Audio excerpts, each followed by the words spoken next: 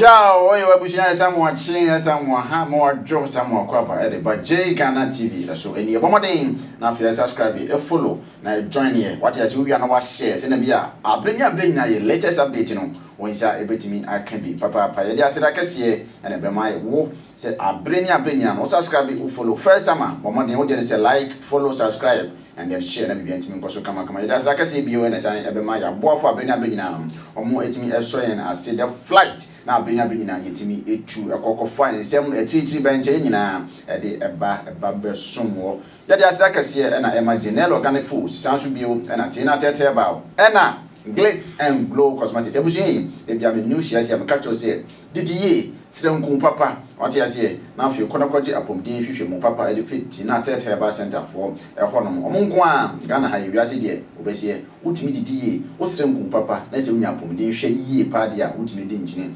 eche na naso bio ya say true pepe pempani ka se woda sore ne sade chen wanti asem fofora na akwakoye bibie wo ho enu nti the flight ne ekoso wo mu ene se ababa ba akwa friend frafra hema yenya di ho adanse na nsen Ghana nwumtuni wo kunyini obosie Wendy Shay ni dwumade bia na wo kwa coordinator so de ne car Wrangler ekokonya akwanhia wo kwapenya ACP kwan so no ma chese baba yensempi na no na frafra hema adaba beto abonten se hwe ono ankasa wanya ni suade hunu obosie wanya vision wanya wo yikire kakraka pa se Ghana ha anwumtofo akase mienu so o mentintim yo no man hwe mana mo bi ye a ye de ombebo afọ de te se ogwama na no no kan disi su se an bullets CEO for Rough and Town Records wono ya type a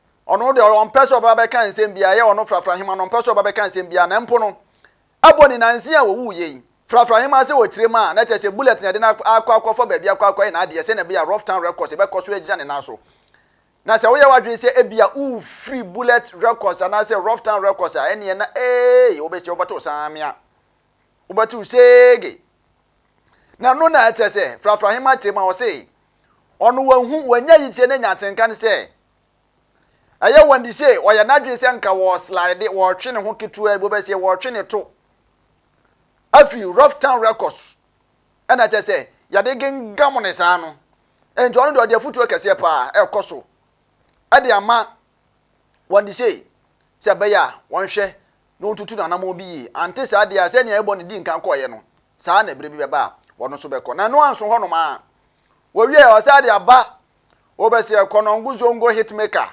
Black Sherif awakata se Blacko wode ne ho akobbokuo bi asa akuo no se wanhwe ne hu ya so de bi ode babeto abonten ana wode gi fame no sa so de kro na edeniti ebekwa kopie United States of Asamado aje se frafra hema se wotire mu a anumtufo mienu we se no wo nkwa eda esane mu na abusuan abobi wo se misuman animani yanko na kokoshe bi efabra Blacko mehu bibi wo hu daya masoma fa wu Blacko hu wan hwe ye betwa wuti anaya ma poison anom twa wuti nipa mienu hu se me wo so mu ye tu Wendy Shay boko be se wu dwane ja bullet wo hu se bullet ye wa adwi se wu dwane a enu anu se weku. There are two artists. Something dangerous is about to happen. No amodo Wendy Shay no mo mpaye man. No amodo Black Sherif no mo mpaye man.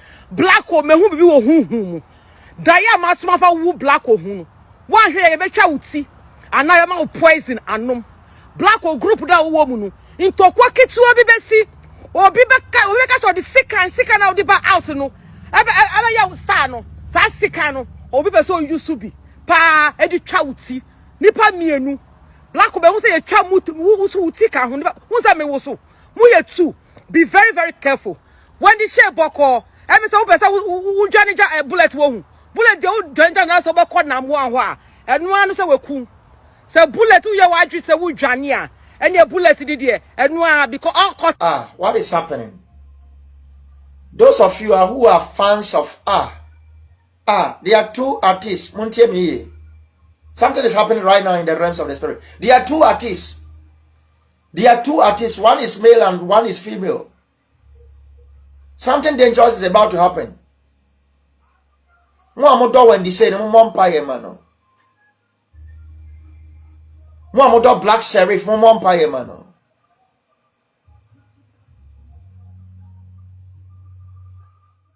Mm. Mm.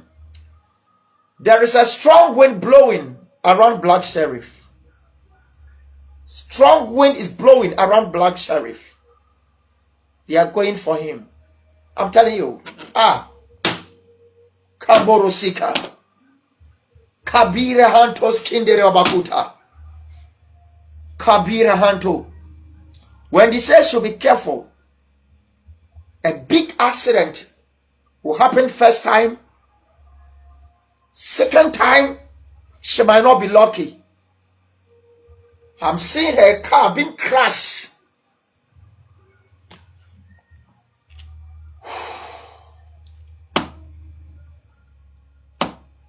I don't feel like talking about these people, I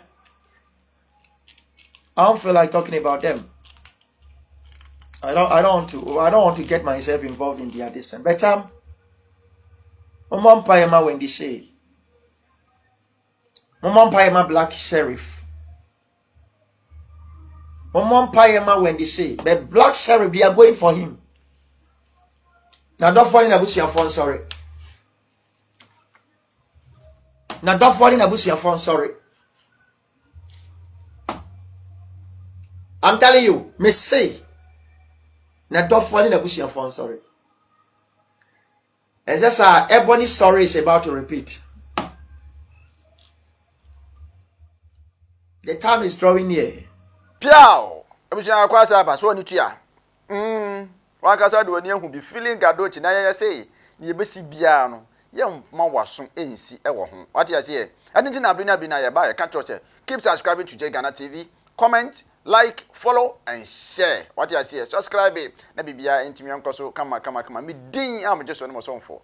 Nana K Jesse Abranti Edas Dakase pa and Ebema Yaboafo enyina Tina Tete ba so na Glit and Glow Cosmetics and Genel Organic Foods. Bomo de didi esrem kum papa. Ati ase na kwakwaja ya rehwe papa fa free Tina Tete ba for akache. Wo de ne say first timer just subscribe to YouTube, follow, comment, share. What I say, now follow your all platforms: TikTok Ghana TV, Instagram Ghana TV, YouTube Ghana TV, Facebook Ghana TV. Baby, na yentimi emfa ensomo. What I say, Emma Refi, medium just one musonfo. Nana K Jesse Abranti. Have a wonderful good morning, good afternoon, and good evening.